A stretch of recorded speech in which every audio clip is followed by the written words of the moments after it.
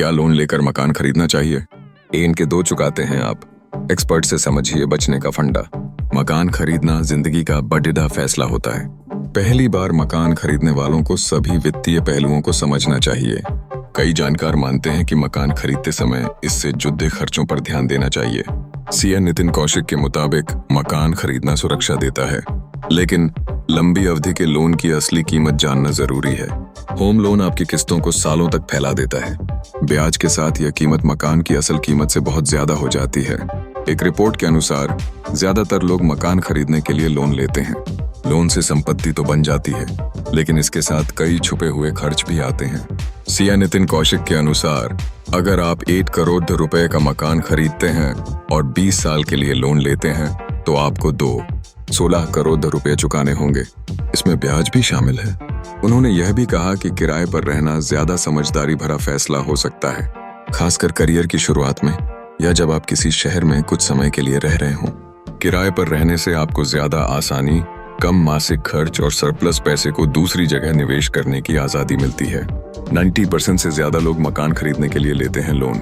National housing bank की 2027 की report बताती है कि भारत में 90% से ज्यादा लोग मकान खरीदने के लिए लोन लेते हैं।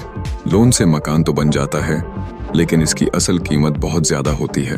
ज्यादातर लोग मकान की कीमत पर ध्यान देते हैं, लेकिन बाकी खर्चों को भूल जाते हैं। होम लोन पर लगने वाला ब्याज सबसे बड़ा छुपा हुआ खर्च है। उदाहरण के लिए अगर आप 50 लाख रुपए का लोन 8% ब्याज पर 20 साल के लिए लेते हैं तो ये 1 करोड़ रुपए तक जा सकता है। इस तरह ब्याज के साथ आप मकान की कीमत से दोगुना पैसा चुकाते हैं। नाइट फ्रैंक के अनुसार ब्याज, कानूनी फीस और रखरखाव जैसे सभी खर्चों को मिलाकर मकान की असली कीमत शुरुआती कीमत से 40-50% ज्यादा हो सकती है। यह 15-20 सालों में होता है।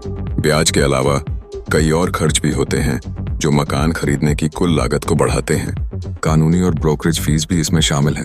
लोन के साथ जुड़े होते हैं कई तरह के छुपे खर्च। प्रॉपर्टी कंसल्टेंट एनारॉक और नाइट फ्रैंक के सर्वे बताते हैं कि कानूनी फीस आमतौर पर प्रॉपर्टी की कीमत का 0.75% होती है। बड़े शहरों में ब्रोकरेज फीस 1% से 5% तक हो सकती है, जबकि स्टैंप ड्यूटी और रजिस्ट्रेशन 6% तक हो सकते हैं।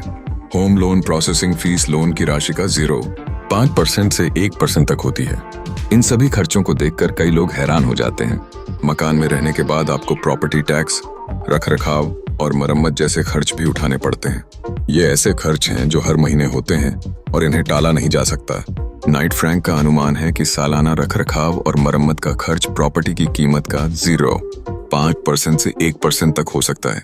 इसलिए इन खर्चों को भी ध्यान में रखना जरूरी है। जब आप निवेश पर रिटर्न ROI की गणना करते हैं तो ब्याज और रखरखाव जैसे सभी खर्चों को शामिल करना जरूरी है। ये खर्च आपके ROI को 1-2% तक कम कर सकते हैं। नितिन कौशिक ने कहा, घर की कीमत Rs 1 करोड़, EMI Rs 90,000 महीना, साल 20। आप Rs 1 करोड़ के घर के लिए Rs 2+ करोड़ चुकाते हैं।